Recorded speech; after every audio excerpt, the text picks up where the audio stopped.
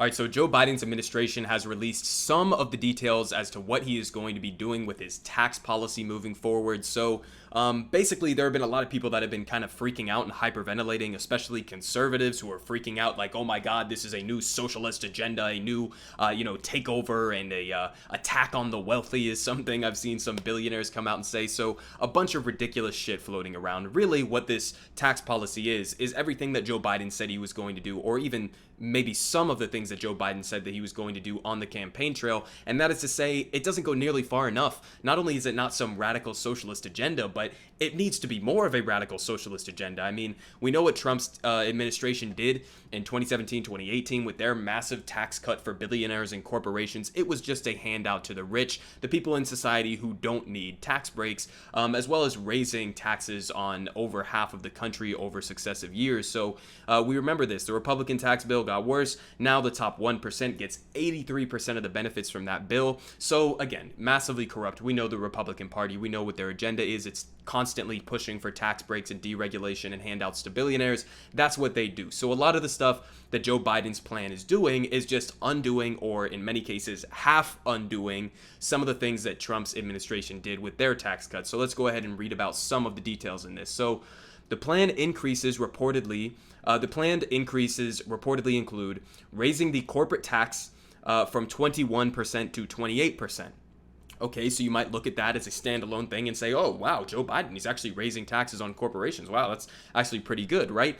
Wrong, okay? This is something we call the ratchet effect, okay? Everybody, I'm sure, on the left has been made aware of this graph, but this is what happens, okay? Republicans get in office and they turn that gear to the right, and then Democrats get in office and they sometimes half undo some of that damage, but don't really extend it all the way. Meanwhile, they're blocking actual substantive movement to the left, and that's exactly what happened on the corporate tax rate here, because what was the corporate tax rate before Donald Trump took office and lowered it to 21%?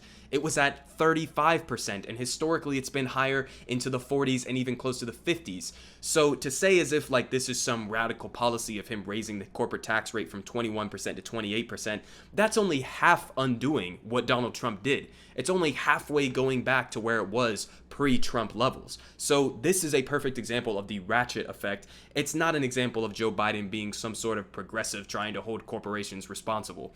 But continuing on here, increasing the income tax rate on people making more than $400,000. That's one of the hardline things that Joe Biden has come out and said. I'm not going to raise taxes on anybody below $400,000. You know, I don't know if 400,000 is the right number for that cutoff point, but I kind of like the sentiment. And actually, Tom Hartman, who has a good YouTube show as well, came up with this idea that the left, and I saw this in a video that I'll actually link down in the description because it's worth giving it a watch. He basically came up with the idea of maybe the left should, instead of just talking about raising corporate taxes, raising taxes on billionaires and the wealthy, etc., maybe we should also be talking about lowering taxes or cutting taxes on working class Americans or on poor Americans, like, for example, on unemployment. Like, why the fuck would unemployment ever be taxed? Why is Social Security being taxed, etc., etc.? Some of these taxes that are being levied that disproportionately hurt working class people and vulnerable people within society, maybe we should be doing a dual thing where we are both in favor of higher corporate tax rates, higher taxes for billionaires and millionaires, while also giving some of those tax breaks to working class people. I think it's an interesting idea. I think it could be a good rhetorical and a good economic strategy, but that's just something that has been floated out there. So the $400,000 cutoff point, also expanding the estate tax. We don't really know exactly what the details of that are going to be because there's a couple different ways that you can go about doing that, but I'll update you with that as we get more information on it. Paring back tax preferences on pass-through businesses such as limited liability companies and setting up a higher capital gains tax rate for individuals making at least $1 million. Again, good, but doesn't go far enough. As Bloomberg notes, an independent analysis of the Biden campaign's tax plan conducted by the Tax Policy Center found that it would raise about $2.1 trillion over 10 years. Tax hikes, including, so of course, raising $2.1 trillion over 10 years. So I'm sure all of these deficit hawk Republicans will love this bill, right? Or at least they would if they weren't completely inconsistent and lying about giving a shit about the deficit. But tax hikes included as part of an infrastructure and job packages, which is likely what Joe Biden's administration is going to move forward next with the process of budget reconciliation, will likely include repealing part of former President Trump's 2017 tax law that largely benefited corporations and wealthy individuals, as we just saw with that other data. In addition, so just to give you another perspective on what some other people are proposing in that could be added on to this sort of tax plan, that also needs to be had. I mean, what Joe Biden is proposing here, it's very limited in scope. It's only half undoing some of the damage that Trump did, and it doesn't encompass a lot of the other areas where you could hit some of these wealthier people or some of these wealthier corporations. One of these is Warren, Washington Representative Pramila Jayapal, and Pennsylvania Representative Brendan Boyle unveiled the Ultra Millionaire Tax Act earlier this month that would levy a 2% tax on the net worth of households and trusts between $50 million and $1 billion. So the richest of the rich, the top 1/10 of 1% of the country right here. And it's just a 2% tax, as well as a 1% annual surtax on assets above $1 billion for a 3% tax overall on billionaires. I mean, listen, I don't think that goes nearly far enough. I seriously do not believe that we as a society should accept the fact that we have billionaires that exist that are hoarding those levels of wealth, while we also have hundreds of thousands of people sleeping out on the streets, while we also have absurd levels of child poverty in this country, while teachers are having to pay for supplies out of their own pockets, and while we have a crumbling infrastructure, and while we have a crumbling healthcare system in this country where healthcare is treated as a commodity instead of a human right. I don't think that unless and until we address all of those problems, that we should have one single billionaire in our country. Okay, it's pointless to be the wealthiest country in the history of the world if all of that wealth is being concentrated at the top.